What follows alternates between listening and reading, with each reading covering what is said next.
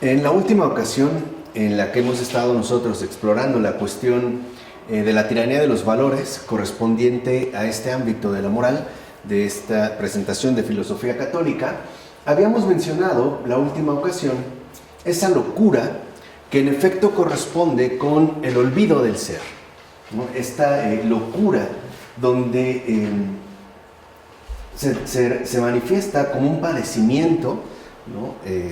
Basado en esa obsesión de originalidad, ante la imposibilidad de poder reconocer e incluso recordar el origen de las cosas y por ende de uno mismo, ¿no? Es pues una locura, ¿no? Del olvido del ser, anomia o ceguera, que hará desaparecer precisamente todo lo demás, concentrándose en el sí mismo, ¿no? En el uno mismo.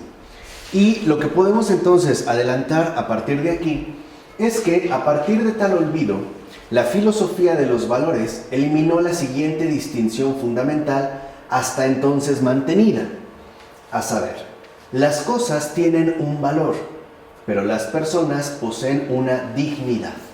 De hecho, hasta este momento se solía considerar que cuando se buscaba valorar la dignidad era convertir precisamente este intento de valoración más bien en una devaluación inhumana, ¿no? Se reconocía como algo netamente indigno, o sea, las personas no tienen un valor, poseen una dignidad.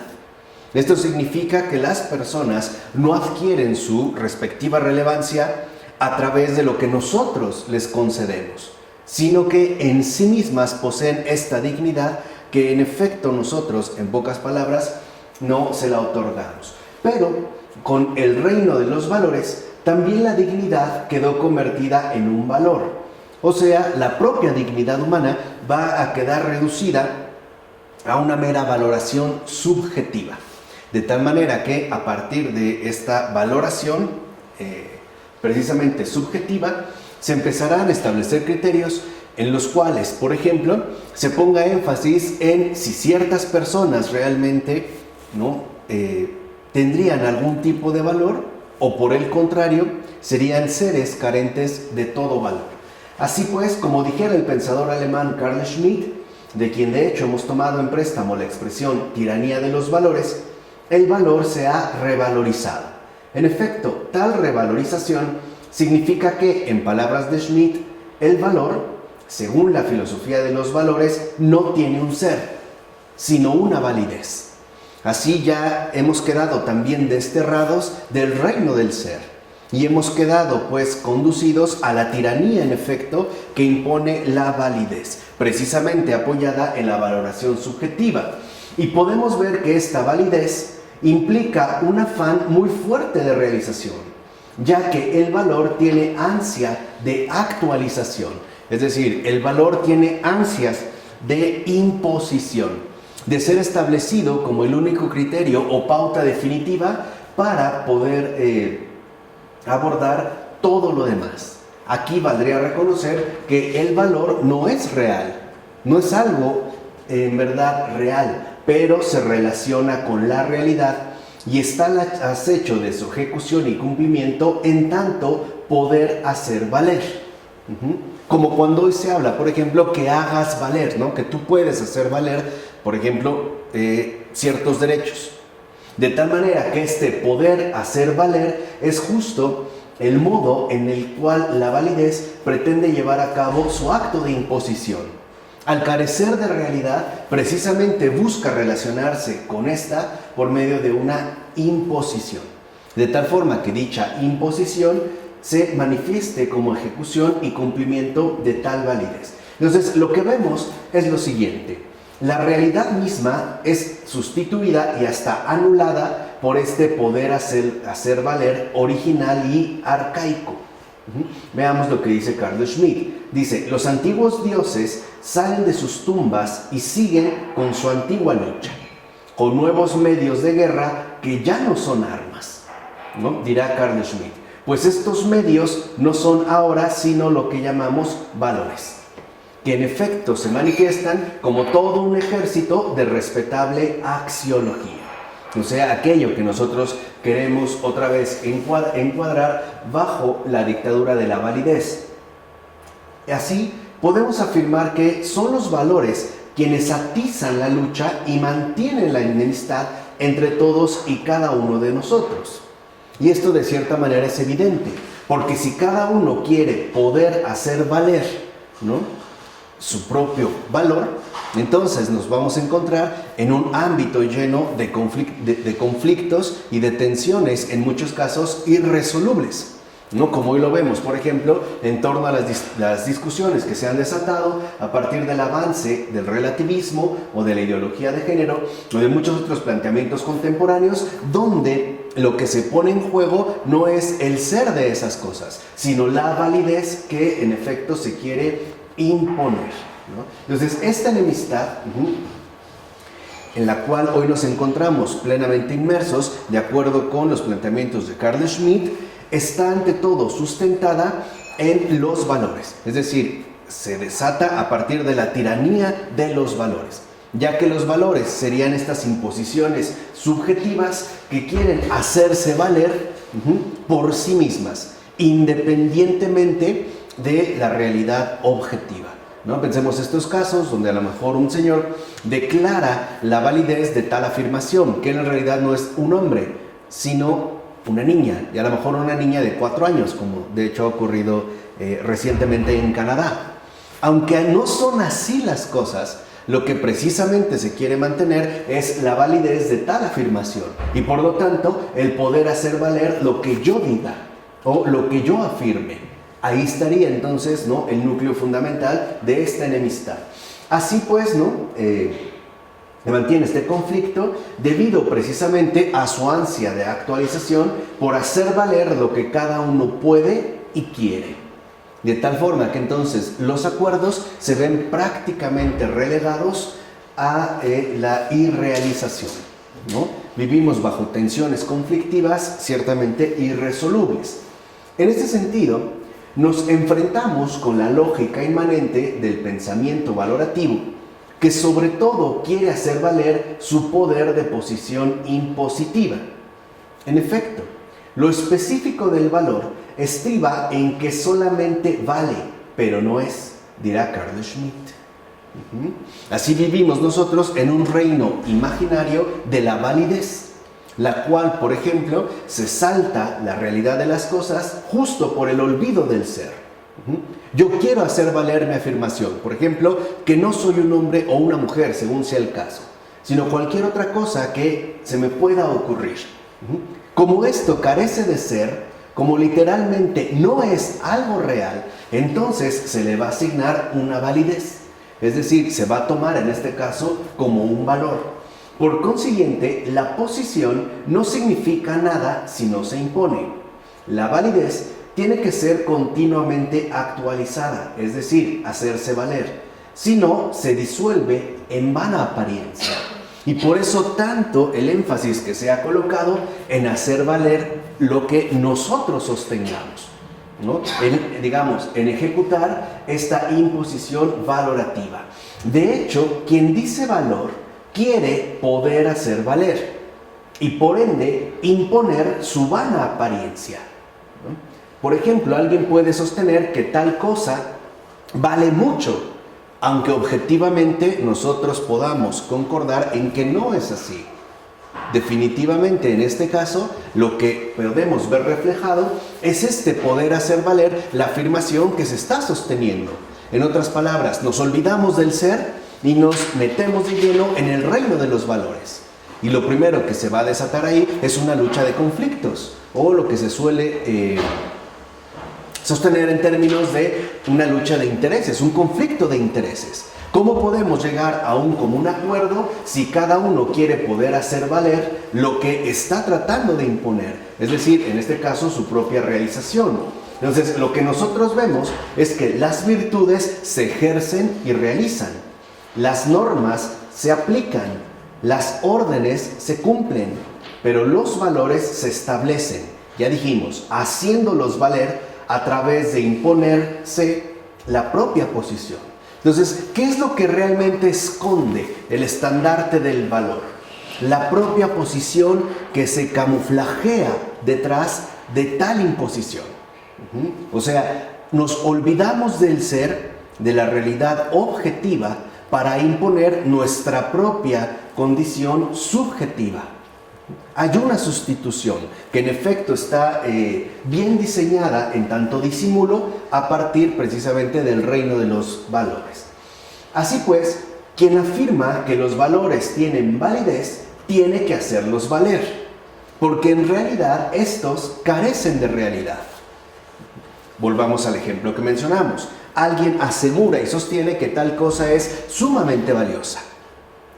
Bueno, ¿con qué criterios nosotros podemos evaluar la realidad de tal afirmación?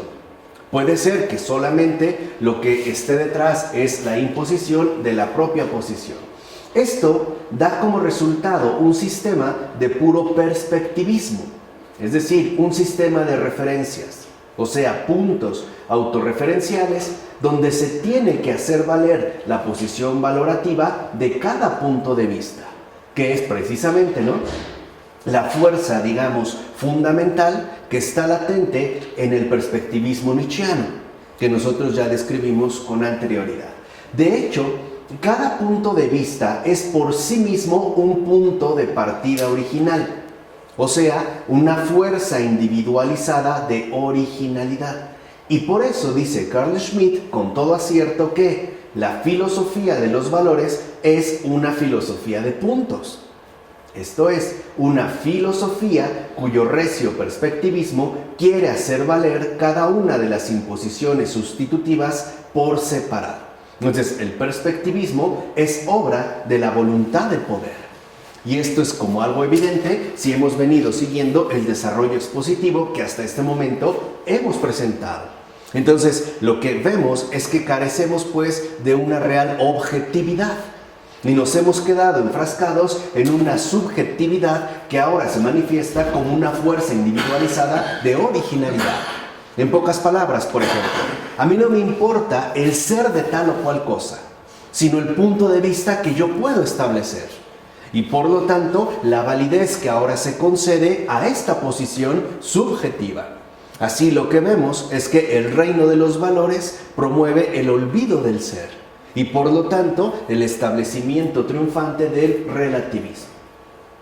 Ahora, esta separación pone al descubierto el reverso fatal de los valores, que es en lo que menos se indaga, y es justo aquel aspecto que en esta ocasión a nosotros nos interesa destacar, ya que si estos solo valen haciendo que valgan, siempre valdrán contra alguien.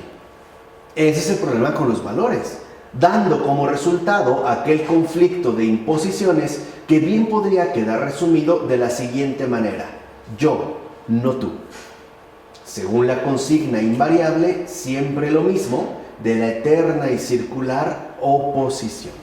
Ese es el reverso fatal de los valores. Para que yo haga valer lo que sostengo, tiene que ir esta imposición en contra de alguien. Tienen que manifestarse, pues, como una oposición disfrazada de validez. Es decir, tenemos que darle validez a la propia imposición, lo cual en efecto desata la guerra, ¿no? Con el perspectivismo, o sea, el poder de valorizar subjetivamente, entiéndase esto por perspectivismo, se abre paso entonces la lucha desencadenada de todos contra todos. O sea, la antigua pesadilla de la lucha entre valorizaciones siempre contrapuestas. O sea, siempre en perpetua rivalidad. Y ese es precisamente el aspecto fundamental que este poder de valorizar subjetivamente, es decir, el perspectivismo, tiene como meta: la perpetua rivalidad. O sea, la lucha desencadenada de todos contra todos. El yo, no tú, ¿no? Quiero imponer en este caso la validez. De hecho, esta es la lógica intrínseca del valor. En pocas palabras, y eso es lo que resalta de una manera muy aguda este jurista Carl Schmitt, la lógica de la enemistad. Este sería, digamos, como el punto crucial. La lógica intrínseca del valor, o sea, su reverso fatal, no es otra más que la lógica de la enemistad. O sea, nadie puede valorizar y por ende valorizarse sin desvalorizar a alguien más. Y ese es el punto. Por ejemplo, hoy una persona, ¿por qué puede decir que vale más que otra? O sea, para que pueda, en pocas palabras, afirmar un valor, tiene que desvalorizar lo demás.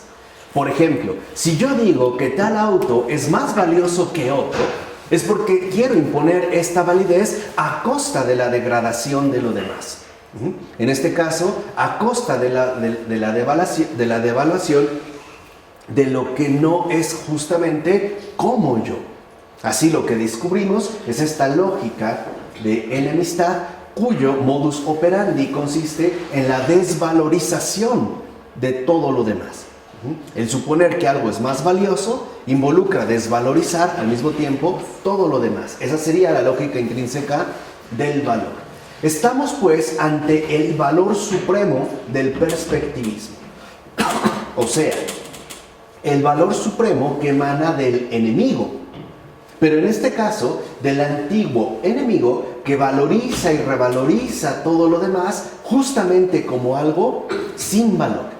A eso es a donde conduce la lógica de la enemistad, es decir, la lógica del perspectivismo, al establecimiento rotundo de lo sin valor.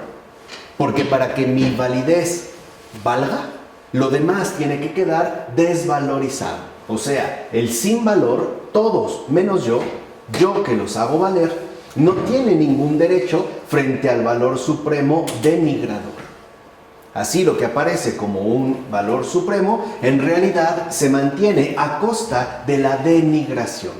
De hecho, por ejemplo, el valor supremo tiene la obligación y hasta el deber de someter al inferior, según su lógica, y por eso considera que tiene toda la razón y todo el mérito al aniquilar al sin valor como tal. Esta es entonces la esencia del valorizar, es decir, de la tiranía de los valores. ¿Cuál es la esencia de esta tiranía? Aniquilar al sin valor, desvalorizar todo lo demás, o sea, denigrarlos precisamente para no tener ningún inconveniente en eliminarlos, precisamente por esta denigración que los conduce a un estatus de inferioridad. En efecto, la tiranía de los valores no hace ser, sino dejar de ser haciendo valer, lo cual instala e intensifica la lucha antigua y eterna de convicciones e intereses de la destrucción sin fin, es decir, la lógica infernal. En todo caso, lo que en verdad se impone aquí son aquellas negaciones absolutas que, como dijera Carl Schmitt, conducen siempre a la condenación, es decir, a la lógica de condenación. Y tal lógica de conducción es una situación por demás peligrosa que no podemos pasar por alto. Por ejemplo, familiarizándonos con ella debido a su latente y velada cercanía. O sea, aceptarlo como lo único, ¿no?, aceptable, ¿no? Asumirlo como lo único viable. O en síntesis, tomarlo como lo único válido, aunque no sea algo necesariamente real, ¿no? Asumimos el valor por toda esta potencia, ¿no?, seductora que ofrece, pero a costa de renunciar al ser. O bien, haciéndonos cómplices por medio de adoptar esta lógica de eterna rivalidad y enemistad que sobre todo nos conduce a la fría soledad del hijo desterrado. Esto es, a la miserable orfandad de quien desconoce y mucho menos reconoce la heredad paterna, pues ha decidido desandar el camino yendo hacia el pasado arcaico, o sea, siempre es el pasado de aquel anticuario hundido en el abismo de sus densas y antiguas tinieblas. Iríamos pues nosotros no en el camino, sino desandando el camino. Iríamos pues en la lógica de condenación. Un anticuario, este anticuario de remoto pasado, que tal parece tener adeptos, por supuesto, además de Nietzsche, que siguen la posición que ostenta. Y eso es ahora, digamos, lo que nosotros vamos a exponer, ya que estos adeptos se integran y adhieren a su impostura, es decir, a esa lógica andadura de conducción reversiva y revulsiva, promoviendo precisamente su valor y su supuesta originalidad modélica, antigua y remota. Veamos pues, algunos de estos adeptos, porque en realidad son muchísimos, pero que nos resulten ilustrativos para traer a la luz lo que queremos destacar. Este es el caso, por ejemplo, del escritor norteamericano Howard Phillips Lovecraft, fallecido en 1937, que es conocido sobre todo como un escritor de novela de terror, digamos, sería como una de las cumbres principales de la llamada literatura de terror. Y quien vemos, por ejemplo, que a través de su obra literaria no deja de repudiar el disfrute carnal para ensalzar un discurso posthumano. Por ejemplo, podemos consultar de Lovecraft su narrativa completa, que por lo menos está siendo editada en 4 volúmenes. Así vemos como para Lovecraft, en efecto, la corporeidad es una trampa, o sea, el disfrute carnal, la materia, sobre todo el cuerpo, la dimensión concreta y objetiva de nuestro ser. Pues solo el pensamiento puro, que él llama sin mácula, es la única libertad posible y asequible, o sea, valiosa, del humano insurrecto que se rebela contra la carnalidad, o sea, contra el mundo, contra la vida, Este sería, digamos, como uno de los planteamientos cardinales o que Lovecraft desarrolla en su obra literaria. Lovecraft busca ansiosamente conquistar esas cumbres que en su narrativa incluso llevan el título de Montañas de la Locura, que es una de sus obras, a las que solo puede llegar la fantasía desbocada que huye del encarcelamiento de la carne y del universo agazapado y hostil que sin falta habrá de aniquilarnos. Entonces aquí hay una pretensión que de entrada, como lo podemos ver, tiene una clara resonancia pagana, es decir, arcaica, anticuaria, porque recuerden que, por ejemplo, para el paganismo, sobre todo para la línea gnóstica griega, que hoy se ha vuelto a replantear en términos distintos, pero con la misma convicción, el cuerpo, es decir, lo material en general, es aquello que nos aprisiona y que por lo tanto nos impide alcanzar nuestra verdadera liberación, la cual sería una liberación inmaterial y que en el caso, por ejemplo, de la gnosis, coincide más bien con la elevación intelectual, que muchos de otra manera también han llamado iluminación, estos grados de elevación. Así, Lovecraft, en efecto, no busca acceder a esas cumbres, montañas de la locura, a través de la negación y la renuncia al encarcelamiento que impone la carne. Además de la escapatoria que supone el librarnos de ese universo hostil que de una u otra manera está buscando atentar contra nosotros, al grado de que buscaría ese universo, lo que buscaría más bien ese universo sería nuestra completa aniquilación.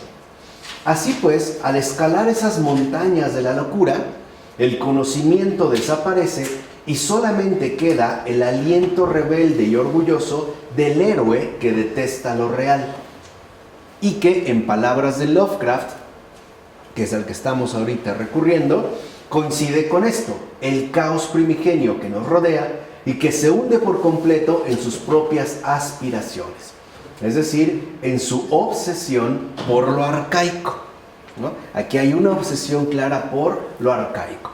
Ciertamente, la obsesión por lo arcaico de Lovecraft es ante todo obsesión por lo pasado aún no reanimado, o sea, nostalgia por lo no vivido humanamente todavía. Es deseo de transmutar lo arcaico en algo imperecedero. Este sería, digamos, como el énfasis teórico que Lovecraft imprime a su obra literaria. Este deseo de transmutar lo arcaico en algo imperecedero, Alcanzar finalmente esa vivencia humana anidada en un pasado que necesita ciertamente ser reanimado. Ahí es donde se concentraría pues la obsesión. Vamos a decirlo así para que se entienda un poco. Lo que Lovecraft, que son uno de los adeptos al gran anticuario, ¿no? a ese arcaico general, lo que buscan es volver a ese antes de Cristo. E incluso no solo en un sentido histórico, sino también, por ejemplo, metafísico, como es el caso de Nietzsche, ¿no? Como ya lo expusimos, o histórico, como sería el caso de Heidegger, que lo veremos un poquito más adelante. Pero por lo menos quiero que vean que ese es como el propósito. Entonces, así pues, Lovecraft, igual que Nietzsche, se propone lo imposible. ¿Qué es lo que se propone Lovecraft a través de su obra literaria? Desandar el camino, según la originalidad del antiguo arcaico. Pero, y esto es muy importante, a diferencia del alemán, es decir, a diferencia de Nietzsche, Lovecraft pretende hacerlo huyendo hacia el pasado como un reanimador de muertos que ante todo busca resucitar la original antigüedad de lo fallecido, que niega y se opone al paso del tiempo, es decir, a la llegada nefasta de la novedad. En Lovecraft, la nefasta novedad no es otra más que la redención y salvación de Jesús, que en efecto le quita todo posible privilegio a la original antigüedad de lo fallecido. Pongámoslo en estos términos quizá más comunes para que se entienda de qué estamos hablando. Hasta antes de Jesús, podemos decir que el mundo era un territorio exclusivo del poder demoníaco. El rey de este mundo, el príncipe de este mundo, era el demonio. A partir de Jesús, ya no. Y por eso lo que se busca es reanimar, ¿no? Esa original antigüedad de lo fallecido que en efecto, ¿no?, se opone a la llegada nefasta de la novedad, la redención y salvación de Jesús. Eso es lo que busca Lovecraft en tanto desandar el camino. Y esta es precisamente la alternativa que Lovecraft nos ofrece con el ajuar literario de lo creíble. Vean, la verdad en literatura, según Lovecraft, es mera cuestión de estilo y técnica, es decir, su terror. Por eso a muchas personas les puede resultar incluso fascinante este norteamericano.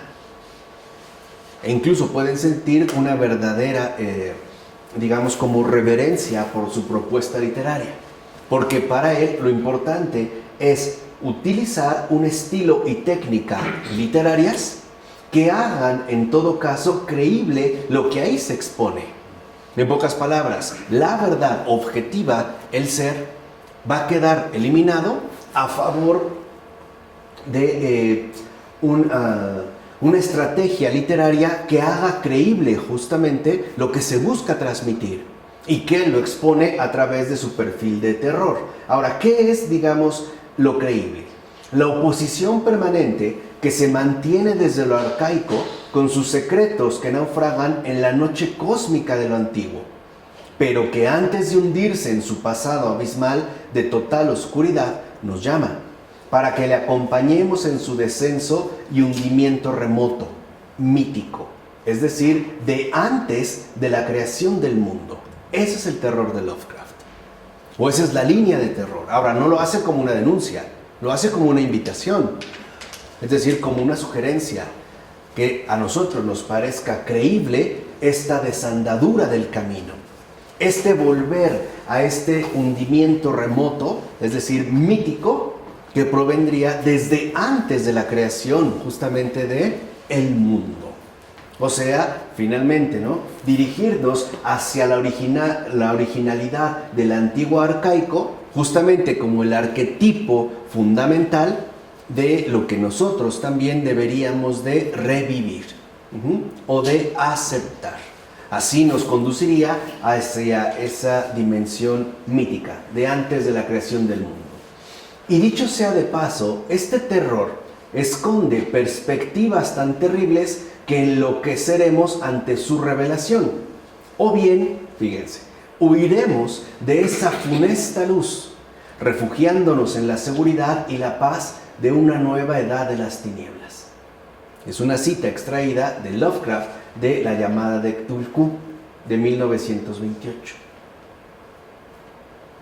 Lo que le importa es la huida de esa funesta luz para poder establecer la paz de una nueva edad de las tinieblas. De esa desandadura que en efecto nos llevaría a volver a ese perfil mítico donde el terror, en ese sentido, digamos, hecho creíble, ¿no?, trabajado o más bien destacado por medio de la labor literaria, revelaría en todo caso su grandeza. ¿Vale? Esta sería, digamos, la alternativa. Ese es el núcleo duro del terror de Lovecraft, ¿no? Esa es, digamos, la invitación. De hecho, podemos decir que, en efecto, toda su literatura está consagrada a este terror, o sea, a esa nueva edad de las tinieblas. De tal manera que o bien nos vamos a quedar en la locura, o bien corremos de la luz para acceder a esta edad de las tinieblas, revivida. De tal manera que lo que tenemos que hacer no es ir hacia adelante, sino hacia atrás, a ese ejemplar arcaico, a ese antiguo arcaico que nos ha dado justamente el modelo definitivo para que nosotros podamos desandar el camino, es decir, salirnos del camino. ¿Vale? ¿Se entiende? Digamos ya como el meollo, la médula literaria que ha elaborado, en este caso, Lovecraft. Entonces hay una huida de esa funesta luz, o sea, de Jesús, de Cristo, para poder finalmente, ¿no?, refugiarnos en esta seguridad y paz de una nueva edad de las tinieblas. Ojo, la nueva edad de las tinieblas, es decir, en el mundo contemporáneo, trae esos dos estandartes: seguridad y paz, no guerra y destrucción. Lo que la nueva edad de las tinieblas nos promete es eso: seguridad y paz. Pero no es como cantinflear. No, están convencidos de que eso es justo lo que se puede obtener, pero a costa de huir de esa funesta luz, a costa de irnos de esa novedad que ha venido, en pocas palabras, a estropearlo todo. Recuerden lo que nos enseñó Fabrice Ayash: el demonio está absolutamente convencido de que él es el Mesías, de que lo que él nos propone es el verdadero camino de redención. Y lo que nos ofrece es justamente, ¿no?, la libertad absoluta. Esto lo menciono por dos razones. Primero, porque este perfil ha sido también poco destacado dentro de los estudios contemporáneos. Hoy, si lo ven, básicamente en todos los discursos que escuchamos alrededor del mundo, en términos políticos, siempre sale alguna de estas palabras, o las dos: seguridad y paz. Por eso se habla de seguridad nacional, de paz internacional, para que se hagan negociaciones, etc. Pero esto es precisamente para que la nueva edad de las tinieblas se haga creíble. O sea, se transforme, en pocas palabras, en una validez de imposición, que es lo que mencionamos al principio. Hay un libro, y por ello no es casual que el Papa Francisco lo recomendara tanto. Y es un libro de un converso inglés, Robert Hugh Benson, que se llama Señor del Mundo. Lo que vemos en esta obra es que este Señor del Mundo no es otra más que la personificación, en efecto, del demonio en el mundo actual. Pero es, digamos, un Señor del Mundo que no viene a traer ni guerra, ni violencia, ni nada, sino seguridad y ¿qué? Y paz. Lo cual lo hace justamente como el eje principal a partir del cual entretejer el nuevo orden mundial bajo estos estandartes. Entonces aquí lo que nosotros vemos es que en efecto nos podemos ver seriamente tentados a ir en esta desandadura, precisamente por lo atractivo que nos resulta hablar de seguridad y ¿qué? Y paz, que de alguna manera se supone, o mejor dicho, nos han hecho creer, es en lo único en lo que debemos concentrarnos. Pero hay que hacerse una pregunta, y es una pregunta intelectualmente fecunda: paz y seguridad, ok, ¿a costa de qué? ¿Cuál es el verdadero precio que habrá que pagar? ¿Ante qué nos tendremos que doblegar? ¿Ante qué nos tendremos que someter? O mejor dicho, ¿ante quién quedaremos postrados? Que lo vemos ya desde las tentaciones que el demonio le expuso a Jesús en el desierto. Empieza llevándolo para llegar a lo final, ¿no? Te daré todo esto si te arrodillas y me adoras. Es la misma tentación que el diablo está ejerciendo alrededor del mundo. Lo que nos ofrece no son riquezas. Lo que nos ofrece es paz y seguridad. ¿A costa de qué? De arrodillarnos y adorarlo. Es decir, aceptarlo, ¿no?, como el camino a seguir. Un camino que, como dijimos, se retuerce, ¿no?, en esa deformación metafísica de la que antes hemos hablado. Entonces, se trata, a final de cuentas, de un error, más bien un error, de carácter mítico que ante todo busca reanimar, según Lovecraft, una supervivencia desde un increíblemente remoto pasado. Acuérdense, está hablando de ese antes de la creación del mundo, cuyo fundamento pretérito, por demás arcaico, requiere del arte oscuro de revivir lo fallecido para traer a la existencia esos, ¿no?, que llama Lovecraft extraños sobrevivientes, que ante todo necesitan de crédulos de todo tipo que aporten voluntariamente, originalmente, un eslabón más a su horrenda y antigua cadena que tira hacia atrás. Por eso hoy lo vemos, y creo que también nosotros lo mencionamos en el caso, cuando abordamos a Charles Taylor, la enorme diferencia que hay entre creencia y credulidad. Hoy lo que se busca es que haya personas crédulas, que consideren creíble las promesas de paz y seguridad que hoy nos bombardean prácticamente, ¿no?, de una manera uniforme día con día. Si tú lo ves, un candidato actual, básicamente en cualquier lugar del mundo, lo primero que te promete es paz y seguridad. Eso es lo que te promete, paz y seguridad. Se va a acabar, por ejemplo, el crimen organizado, vamos a disminuir el índice de delitos, de homicidios, etc., ¿no? Lo que te prometen es paz y seguridad, porque esa es la línea en la cual, digamos, se mueve la nueva edad de las tinieblas. Así pues, su presentación es muchísimo más sutil de detectar y más aún de desentrañar. Por ello no es casual que el Señor también mencionara que hacia el final de los tiempos, incluso los más firmes podrían tambalearse. Y de esto es de lo que está hablando. No se está refiriendo únicamente a una situación, digamos, individualizada de fe ante las circunstancias ordinarias de la vida. No, se está refiriendo a esta red de engaño en la cual nosotros, ciertamente, de una u otra manera, estamos inmersos. Porque sí, escuchamos discursos, ¿no?, que se entonan, vuelvo a repetir, sobre todo desde el ámbito político, que se supone sería el ejecutor o la mano ejecutora de estas suposiciones, pero que en realidad se escuchan en cualquier otra institución donde a lo que se le ha dado prioridad es a la paz y a la seguridad. Entonces, ¿qué es lo que vemos que propone el demonio en su nueva edad de las tinieblas? Paz y seguridad. Nada ya de disfiguros al estilo hollywoodense de personas poseídas y enloquecidas. Nada de extravagancias fílmicas, no. Personas sumamente normales, pero ante todo crédulas de la oferta que nos presenta la nueva edad de las tinieblas. La oferta de seguridad y de paz, pero sin cuestionarnos a costa de qué. A costa, en pocas palabras, de la vida eterna.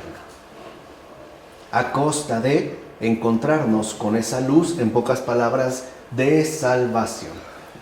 Por ello es tan importante que veamos los enormes eslabones, ¿no?, que han ido engrosando esa horrenda y antigua cadena que tira hacia atrás por medio de los miles y miles de crédulos que se vuelven adeptos a esta propuesta. Es decir, a este terror. Y no es un juego de palabras, estaríamos hablando incluso de un terror no terrorífico. Si ustedes leen el libro de Hugh Benson, que ojalá lo puedan hacer, realmente vale mucho la pena, verán cómo este es el perfil que él ha delineado. De hecho, por eso, vuelvo a insistir, el Papa Francisco tanto lo menciona, incluso lo recomienda. Por ello se han hecho nuevas reediciones, ¿no? Resultarían en este caso accesibles. E incluso la figura, ¿no? Como escurridiza, no plenamente definible del Señor del mundo, al verlo, causa un impacto tremendo. Y lo curioso es que los que se encuentran con él, o lo pueden llegar a ver, porque es el que está poniendo paz alrededor de todo el mundo, el que finalmente ha traído la paz y el bienestar, ¿no? A todo el mundo, y por supuesto la seguridad, causa un impacto, ¿no? De conmoción. Incluso en la narrativa que expone Benson, ¿no? Lo que dice es, lo podemos ver y lo vemos emanando una paz enorme, ¿no? Y todos se doblegan porque es el único que ha traído precisamente la paz. Pero aquí habría un propósito más de fondo. Esta paz, a su vez, no es producida. En realidad, no es más que la ruptura con la propia causa. En pocas palabras. De acuerdo también a la convicción masónica, la paz proviene del caos. En pocas palabras, es el mismo funcionamiento, ¿no? De muchos movimientos políticos. Primero genera el caos, para que después puedas tú traer la paz. Es decir, ya no promuevas el caos. ¿Cómo funcionan los llamados grupos de choque? Yo puedo infiltrar personas para que generen caos, pero están, digamos, ¿no? En este caso, bajo mis órdenes. Son parte de mis planes. De tal manera que cuando esta cosa empieza a salirse de control, yo puedo salir como el héroe pacificador del mundo a través de ya no pedir que se siga generando el conflicto. Y entonces aparecería como el gran pacificador, es decir, el gran resolvedor, valga la palabra, de los conflictos. ¿No es en gran medida la estrategia que ha utilizado durante los últimos 30 años Estados Unidos de Norteamérica? Nada más, ¿no es justo esa misma estrategia? Aquí vemos entonces cómo dentro de estos nuevos órdenes mundiales, ¿no? La propuesta es ir a la par de la nueva edad de las tinieblas. Vamos, son contribuyentes del antiguo arcaico. Ahora sí ya podemos darnos cuenta con toda claridad para quién realmente trabaja. Ahora sí. Ahora sí se puede percibir. Es lo mismo que ha sucedido aquí, por ejemplo. Se desata el caos, se le da rienda suelta al crimen organizado y después, ¿no? Se destaca la intervención de las Fuerzas Armadas para volver a traer de nuevo la paz. Piensen también en los grupos armados civiles. Por ejemplo, ¿no? Los grupos de autodefensa en este país mexicano. Aún así, se siguen rigiendo bajo el mismo estandarte de esta seguridad y paz. Así entonces, en pocas palabras, el anticristo aparece como el gran nuevo Espíritu Santo. Ahora es el Paráclito. Vean ya la dimensión, ¿no? De locura a la que se llega. Recuerden, estamos hablando desde las montañas de la locura de Lovecraft, ¿no? Lo que realmente hay de fondo es lo que estamos tratando de discernir. Es el gran pacificador. De tal manera que en pocas palabras trae la paz, trae seguridad, trae bienestar y a todos nos tiene exactamente como quiere, es decir, felices y contentos. Porque ahora el Paráclitos, literalmente en su traducción, es el que va a mi lado. Por eso es un consolador. Es el que me reanima, el que me ayuda, el que me pacifica. El que viene a darme, en pocas palabras, protección y amparo. Así tendríamos que la nueva edad de las tinieblas es la edad del nuevo Espíritu Santo. inspirado bajo ese pasado remoto. Ahora bien, ¿quedó claro Lovecraft? ¿Qué sucede en este caso? Heidegger adopta el término camino como algo característico dentro de su pensamiento. Y muchos lo han destacado. Si uno revisa la obra de Heidegger, veremos que aun cuando haya habido notorios cambios con respecto a los planteamientos, como que su referencia permanente, ¿no?, aunque resignificada, etcétera, es la de camino. Ahora, es un camino que, como a continuación veremos, va por la misma senda que se voltea hacia lo arcaico, yendo hacia atrás. En este caso, pues, Lovecraft y Heidegger, por ejemplo, uno literato norteamericano, el otro filósofo alemán, van en la misma dirección. O como decía Walter Benjamin, van en esa calle de sentido único. Todos debemos de ir hacia el mismo lugar. Todos debemos ser exactamente del mismo modo. Que 2 más 2 sea siempre, ¿qué?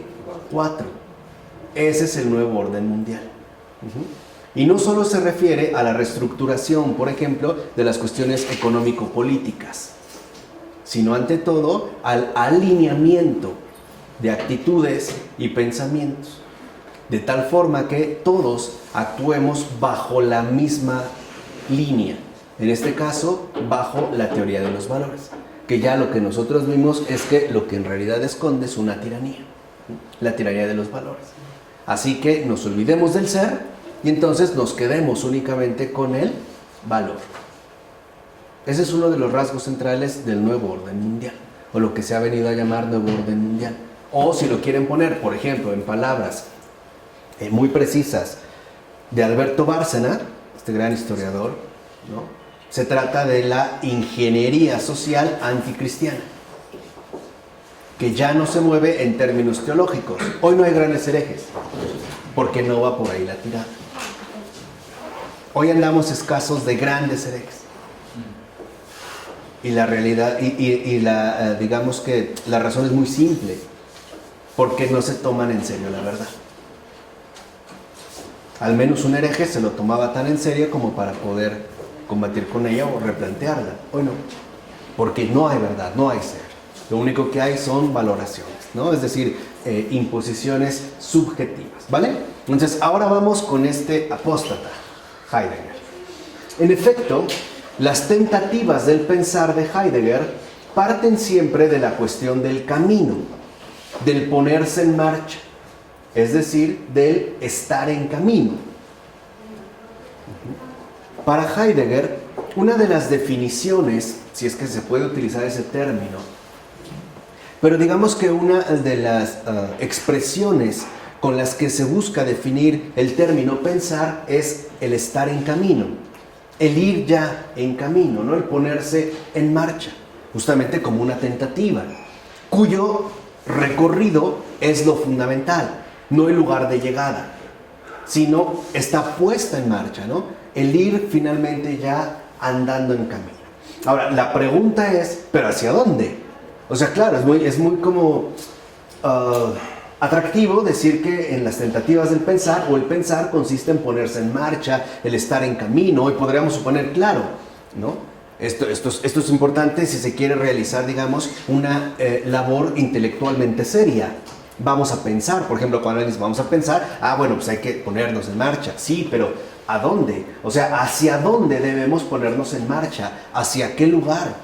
Porque seamos sinceros, si se habla de tentativas del pensar, del ponerse en marcha, del estar en camino, significa que hay una dirección. Si no, no podemos hablar de un camino. Nosotros sabemos que un camino se define, ante todo, por el lugar hacia el que éste nos dirige. Por ejemplo, yo puedo tomar un camino u otro, pero lo importante es la llegada. Hoy lo vemos, por ejemplo, en los sistemas de transporte de plataformas móviles, ¿no? Sí, estamos hablando de Uber.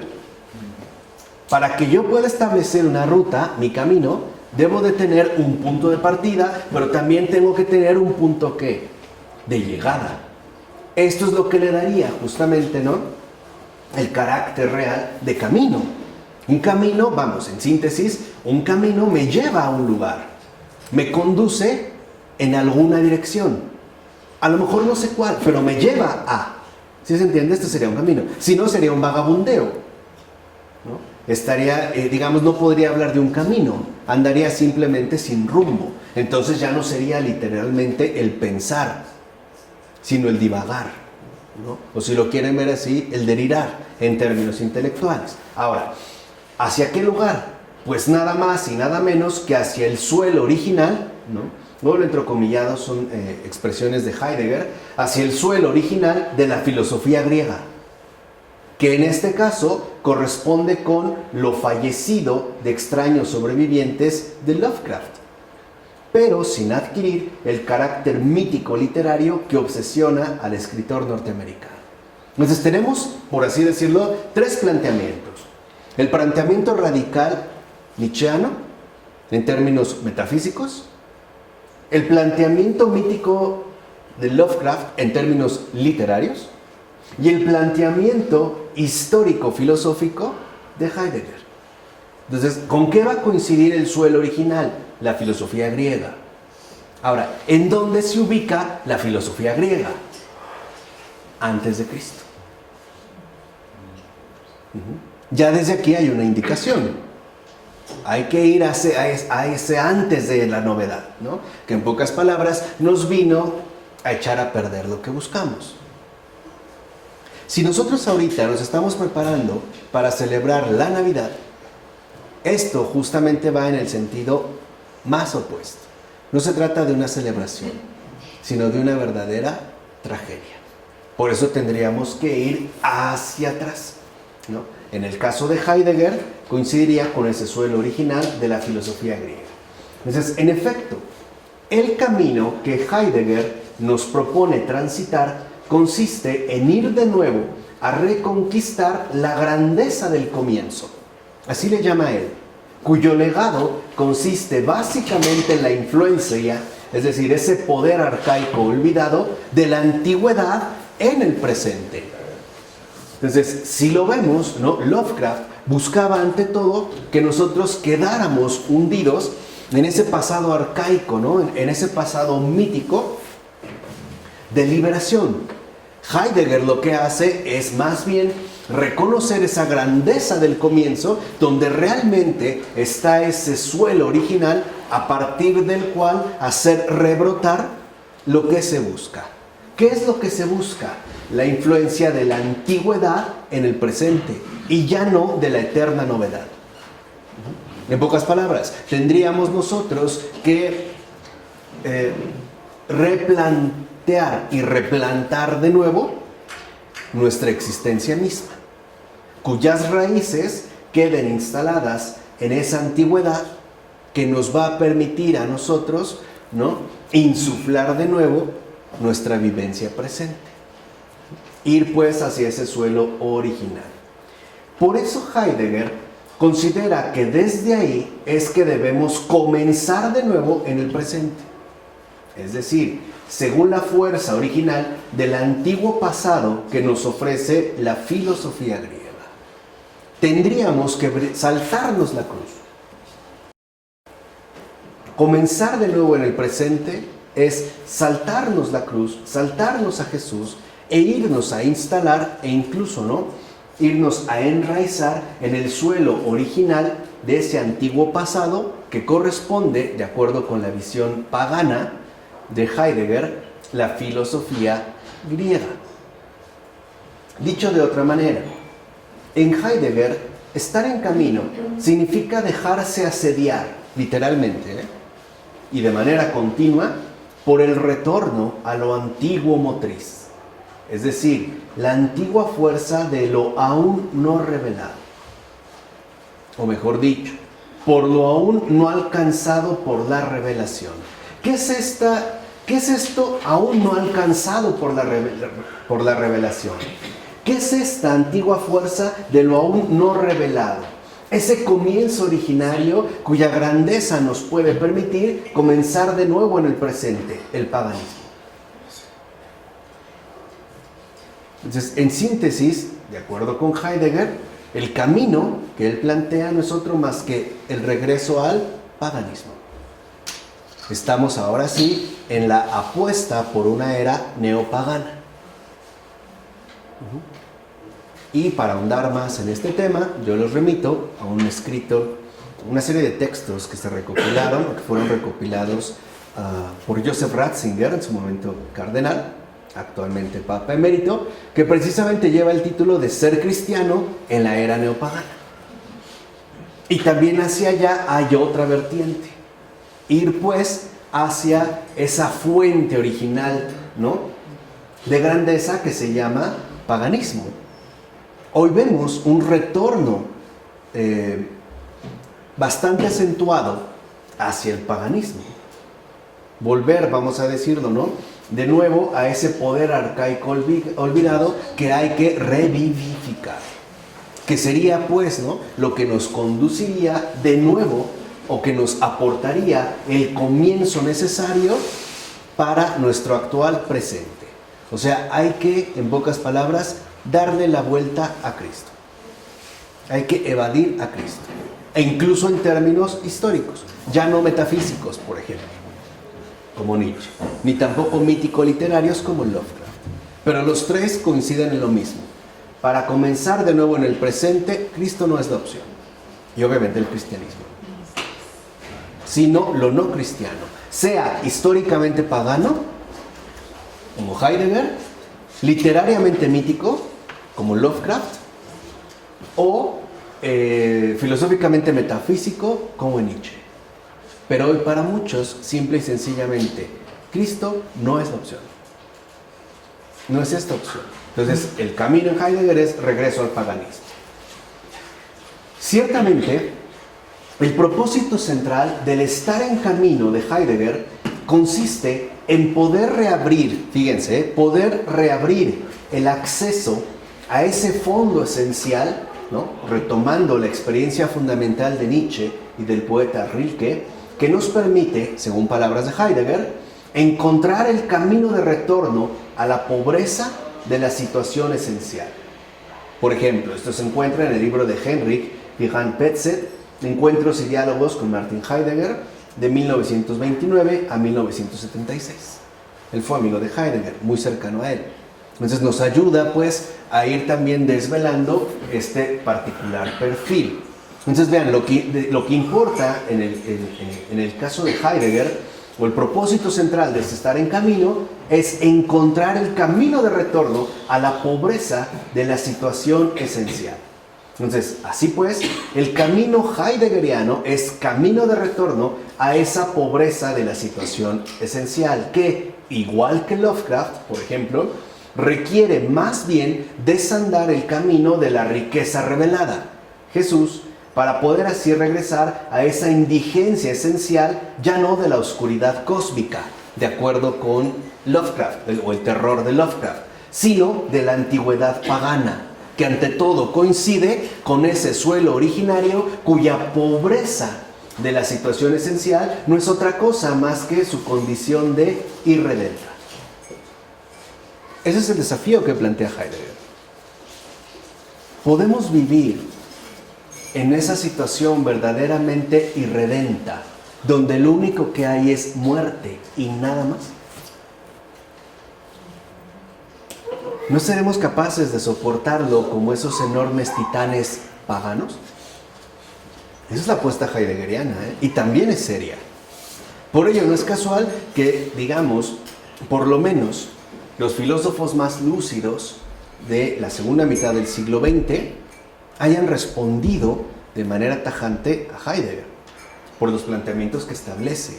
Entonces lo que él busca es que volvamos de nuevo a esa antigüedad pagana irredenta, ¿no? Esta es, digamos, como la apuesta, pues, ¿no?, el desafío, reconociéndola como la pobreza de la situación esencial que nos engrandecería, pero como lo mencionamos hace un momento, ¿a costa de qué? De no transitar ya el camino de la riqueza revelada, es decir, de Jesús. De tal manera que ahora lo que busca Heidegger es que nos pongamos en camino hacia la situación original de irredención, que en efecto coincide con el paganismo y por ende en particular con la filosofía griega. Por eso va a decir Heidegger, les voy a dejar ahí algo pagano que les va a dar que pensar por mucho tiempo. Tenía razón. Porque Heidegger es desafiante.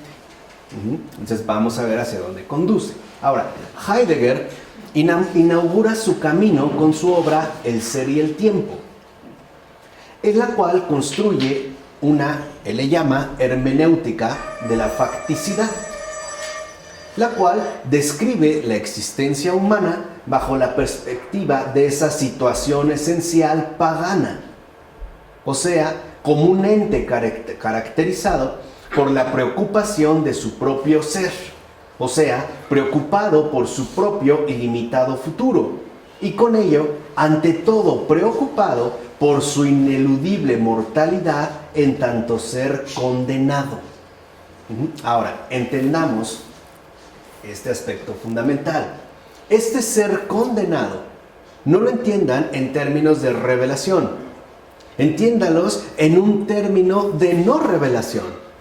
O sea, en tanto el ente, ¿no?, estaría condenado a la muerte, sin hacerse expectativas de un más allá, o de una vida, en pocas palabras, más allá de la muerte. No, sino el ser condenado, en tanto el ser coincide justamente con el tiempo que pasa, donde no hay entonces un más allá. Ser sería, como lo menciona Heidegger, ser para la muerte. Ahora, dicho brevemente, la situación esencial que Heidegger pretende rehabilitar es justo la situación humanamente pagana, trágica, del ente aún sin salvación. Eso es lo que él está buscando. Lo que Heidegger entiende por paganismo es la apuesta por asumir de nuevo esa pobreza de la situación esencial que correspondería con el ente aún sin salvación. Es decir, la influencia del pasado en el momento actual. Que volvamos a pensar y por ende a vivir como paganos, como entes aún sin salvación. Por eso es que el ser para la muerte se convertirá para Heidegger en el trasfondo fundamentalmente arcaico, original, de la existencia humana sin eternidad. Este sería, digamos, como el desafío fundamental. El ente aún sin salvación, que en efecto se define en términos de ser para la muerte, o bien de existencia humana sin eternidad. No hay nada más. Este es, digamos, el suelo original o la grandeza de la situación original de pobreza que Heidegger busca promover y rehabilitar. En este sentido, Heidegger es un neopagano. Ahora, no obstante, según Heidegger, se trata de una indigencia, o sea, facticidad existencial que para nada debe ser rechazada, sino más bien recuperada en tanto comienzo original, que sería definido como pura finitud temporal. ¿Qué somos? Según entonces Heidegger, mejor dicho, según la propuesta pagana trágica, pura finitud temporal. Somos para la muerte. No hay nada. No hay algo otro diferente. Pura finitud temporal. En último término, somos para morir.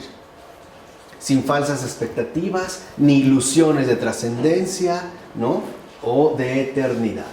De hecho, fíjense, Heidegger considera que cuando el ser humano aspiraba a un sostén firme y supratemporal, ya fuera a través de la ciencia, la religión e incluso la filosofía, solo lo hacía porque estaba profundamente marcado por una preocupante temporalidad omnideterminante, o sea, debido a su propia pobreza existencial.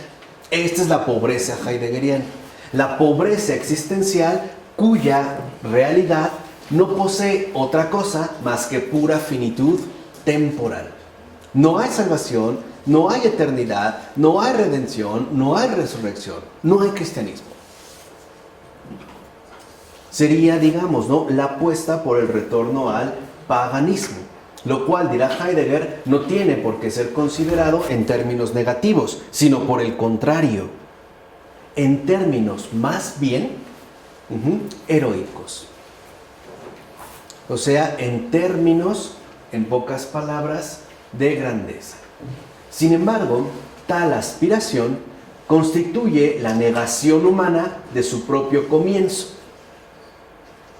Ya fuera, ¿no?, el ser humano buscaba un sostén firme, es decir, supratemporal, la ciencia, la religión o la filosofía, no lo hacía por otra razón más que por evasión de su propia pobreza existencial. O sea, por tratar de negar su realidad humana y por lo tanto su comienzo, es decir, su indigencia. Y por eso su obra se llama El ser y el tiempo, es decir, tanto para mostrar la radical temporalidad de todo el ser, como para destruir la ilusión de cualquier apoyo supratemporal. ¿Se entiende? Ya desde el título. O sea, al escribir Heidegger El ser y el tiempo, lo que está haciendo es rehabilitando el paganismo como un nuevo comienzo para la existencia presente. Puede decirse que en esto sigue la obra de destrucción que iniciara Nietzsche, pero radicalizándola todavía más.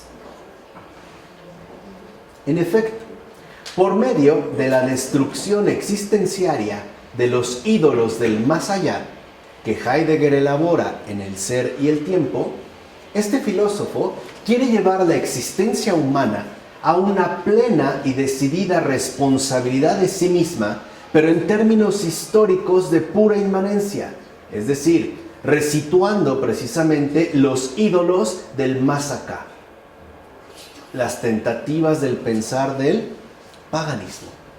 Que ahora nosotros tomemos el paganismo como el camino que nos lleve a restablecer nuestra propia situación originaria. O sea, una existencia irredenta. Entonces, en El ser y el tiempo hay hay un propósito claro de que las tentativas del pensar sean asumidas en términos del paganismo, lo cual significa, en todo caso, que el ser humano debe interpretarse y explicarse tanto su mundo como a sí mismo, en tanto ente a sí mismo implicado en un acontecer atormentador y amenazador, o sea, temporal. Sí, nos vamos a morir. Es lo único que hay. No hay un más allá, pero que es capaz de soportarlo. Y ese es el desafío. Sí, con toda lucidez, sin montañas de locura, por ejemplo, o sea, sin intentos literarios de credibilidad, ni locuras metafísicas, como él considera que hizo Nietzsche, a través de estar a la altura de lo conocido. Es decir, según su condición trágica de pobreza existencial, ser solo tiempo. Sobreponerse a esta situación originaria. ¿Sí se entiende? Porque la obra de Heidegger no es sencilla. Además es muy poco cortés con el lector. Pareciera que escribe para él mismo y que escribe algo tan profundo que no somos dignos de recibirlo de otra manera. ¿Qué es lo pagano? Acuérdense simple y sencillamente como para el perfil pagano, los misterios solo son revelados en términos oscuros. O sea, por ejemplo, en términos de oráculos, cuya claridad brilla por su ausencia. Porque solo los dignos serán aquellos que podrán ser recibidos en esa antesala, ¿no?, del despertar. Pero bueno, entonces lo que quiero que entiendan es que Heidegger, eso es lo que va a destacar justo en El ser y el tiempo. No tenemos por qué inventarnos escapatorias ficticias, ni siquiera en la literatura, mucho menos en la metafísica. Tenemos que aceptarlo como es en términos inmanentes. Para estos términos inmanentes, Heidegger recurre a la condición de históricos. Eso es lo único que hay. No hay más. Y tenemos que ser capaces de soportarlo. Es la idea de volvernos, en pocas palabras, de nuevo, héroes trágicos paganos. No hay más. Solo ser, solo tiempo. Y nada más. ¿Se entiende? Ahí se ve el perfil, ¿no?, orgulloso de este titán. Así pues, la filosofía de Heidegger pretenderá definirse a sí misma como, y cito, elaboración del correcto entendimiento de la existencia. Eso es lo que él plantea. O sea, el correcto entendimiento de la existencia, entonces, ¿de dónde proviene? No de la revelación, no, del paganismo. De ahí viene el correcto entendimiento de la existencia. Por tanto, ¿a dónde debemos volver nuevamente? Al paganismo, al pasado remoto. Por eso tenemos que ponernos en camino hacia atrás. A lo griego, claro. O sea, en general, a lo pagano. Exactamente. Por supuesto, a partir de la antigüedad o fuerza operativa del paganismo, que su andadura, tanto inmanente como histórica, quiere restablecer justo como fondo de existencia. Lo que dice Heidegger es sencillo, pero lo dice de una manera tremendamente complicada. Para que podamos recuperar la grandeza del comienzo, es decir, para que podamos recuperar de nuevo esa pobreza originaria que define realmente nuestra existencia, necesitamos volver a ser paganos. Asumir el desafío del paganismo. Y por lo tanto, renunciar a la revelación. Irnos históricamente hasta ese antes de Cristo, en donde anida nuestra verdadera grandeza existencial. Si lo ven, Heidegger no reniega de Cristo, ni siquiera lo discute. Lo banaliza. Ahí no está. Habría que ir entonces a esa situación de irredención, que definiría en pocas palabras al alma pagana. Y su capacidad para soportarlo, resistirlo incluso. Es donde aparece, ¿no?, la fuerza de estos titanes, que no se asustan ante el hecho de que solo hay muerte. Nada. ¿Vamos? Esto significa, en último término, expulsar a la existencia de sus tranquilizadoras concepciones de sí misma. O bien, privar a la existencia de la luz acogedora que ha traído consigo la redención de Cristo y que en Heidegger significa el olvido del ser. Para Heidegger, ¿qué trajo el cristianismo? El olvido del ser. Justamente por haber eclipsado el paganismo y habernos aportado una concepción tranquilizadora y por ende falseada. El ser está en lo pagano, el conocimiento del ser. A partir del cristianismo, lo que ha traído la redención de Cristo es el olvido del ser. A través, pues, de dirigir con coraje la mirada hacia ese pasado históricamente antiguo y remoto, para poder así existir al modo pagano. ¿Qué significa en síntesis existir al modo pagano? Todo es ser y tiempo, ser y muerte, y nada más. Punto. No hay más. No hay por qué tratar de elaborar, ¿no?, concepciones tranquilizadoras, fantasiosas, ni siquiera en términos mítico-literarios, mucho menos en dramatismos metafísicos. Volver de nuevo, ¿no?, a la recuperación, a sacar al ser de su olvido, obviamente, ¿no?, a través de el revivir a esos muertos antiguos, que es también lo que sugería, aunque en términos de estilo literario, Lovecraft. Por eso les decía que valdría la pena poner como esta relación. En consecuencia, las advertencias arcaicas que Heidegger dirige al ente existente son, la vamos a resumir. Si uno lee con discernimiento Ser y Tiempo de Heidegger, que aparte es aburrido, de verdad, opaco, triste, como buen pagano, ¿no? De fondo, serían las siguientes. Ten el coraje de reconocer que eres el sí mismo finito que siempre serás irrevocablemente. Indaga en la situación esencial que el paganismo contiene y no te hagas más ilusiones. Volvamos hacia atrás, tan atrás como nos sea posible.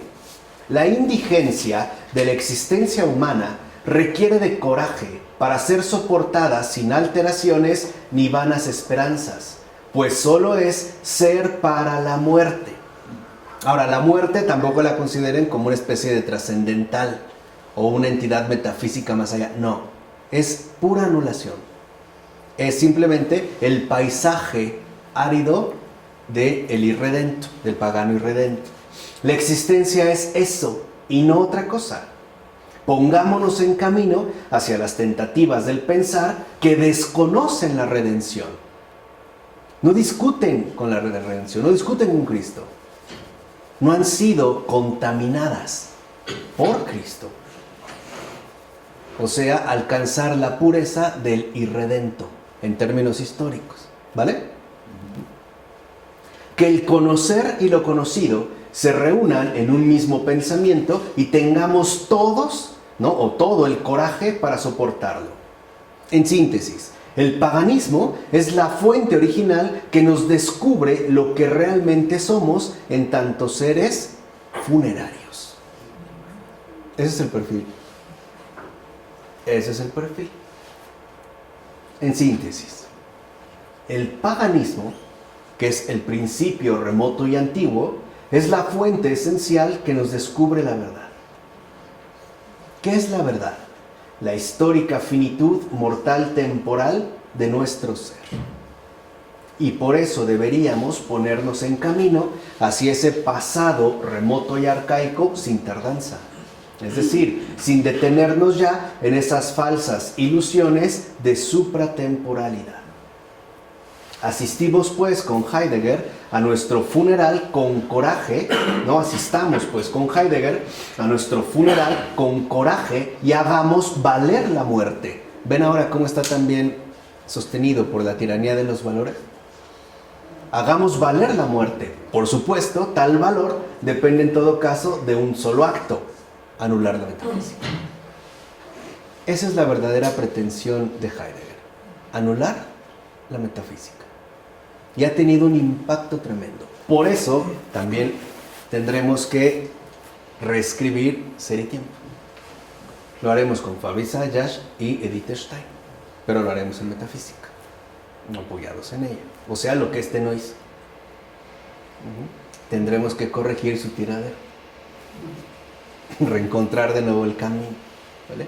Pero aquí lo que quiero que vean es como los puntos fundamentales que hace. Ahora, de hecho, toda la filosofía de Heidegger, toda, no es más que un solemne rito funerario de corte pagano, en serio. Un oscuro rito fúnebre que deposita y entrega la existencia a la inmanencia radical de su ser-tiempo original, o sea, la muerte. Según las antiguas posibilidades del comienzo, que justo por ser ya arcaicas, son más bien contrarias a lo que efectivamente ha ocurrido, la redención del Señor. Entonces, incluso esto involucra atentar contra lo efectivamente ocurrido históricamente. Hay que ir, pues, en sentido de retorno. Pues bien, ¿qué se podrá ofrecer como respuesta a todo esto?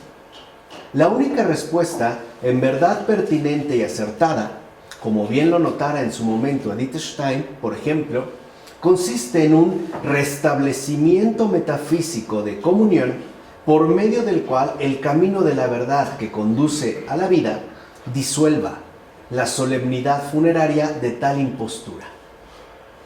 Impostura pagana en Heidegger, metafísica en Nietzsche, mítico-literaria en Lovecraft. A través precisamente de desentrañar y desbaratar esa lógica andadura de conducción reversiva y revulsiva que solamente se propone religarnos a la supuesta dignidad de lo destruido. Esa dignidad de lo destruido, históricamente pagana, según Heidegger, metafísicamente anticristiana, según Nietzsche. En todo caso, lo importante es que podamos reconocer, es decir, volver de nuevo y como nuevos, a esa acción de reintegración, comunión, con la verdad, que realmente nos libra de toda mentira y de toda pretenciosa impostura. Para eso estamos dando este curso de filosofía católica. Justo para eso. Para volver de nuevo y como nuevos a esa acción de reintegración, comunión con la verdad, que realmente nos libra de toda mentira y de toda pretenciosa impostura. Y puesto que la mentira, aunque es una posibilidad saturada de mortales peligros, no es para nada necesaria, no nos dejemos engañar ni atrapar por esa verbalidad, o sea, ese atentado contra el verbo que pretende afirmar que el mundo suprasensible carece de fuerza operante. Son palabras de Heidegger. De hecho, cuando habla, ¿se acuerdan? La manera en la que definía el Dios ha muerto de Nietzsche. Que el mundo suprasensible carece de fuerza operante, ya que nos encaminamos, partimos y nos adherimos al único fundamento, Él, el Señor tu Dios, que es origen de todo y de todos, principio de todo comienzo y consumación de todo inicio, pese a quien le pese. Así, aunque Heidegger nos hable del comienzo pagano, ese comienzo remite a un principio, y el principio es Él, el Señor tu Dios. Les guste o no les guste. Por eso no tenemos que dejarnos ni apantallar, ni adormilar, ni embrutecer por esa verbalidad, que es un atentado contra el verbo. Porque el verbo es la verdad, y el verbo está en servicio o al servicio de la verdad. Para eso tenemos lenguaje, para dar gloria al verbo. Para eso se nos dio el lenguaje. El propio Jesús nos lo dijo, y de hecho esa es como la consigna fundamental de cualquier cristiano. Para eso nací, para eso he venido al mundo. ¿Para qué?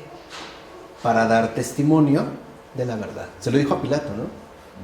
Esa es la confesión más honda de cualquier cristiano. Para eso venimos. Aunque, como ocurriera con el caso de Máximo el Confesor, por ello nos cortaran la lengua o nos cortaran la mano. ¿Sabían? A San Máximo el Confesor le cortaron la mano por los escritos y la lengua para que no hablara.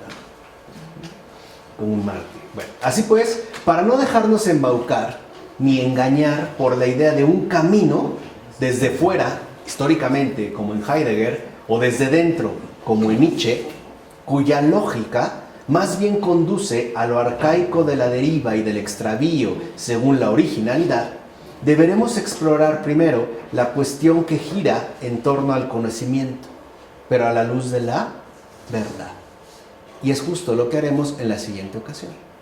Acabamos la moral y pasaremos al ámbito del conocimiento, para desbaratar esa lógica, ¿no? Esa lógica reversiva. ¿De acuerdo? En nombre del Padre, del Hijo y del Espíritu Santo. Amén.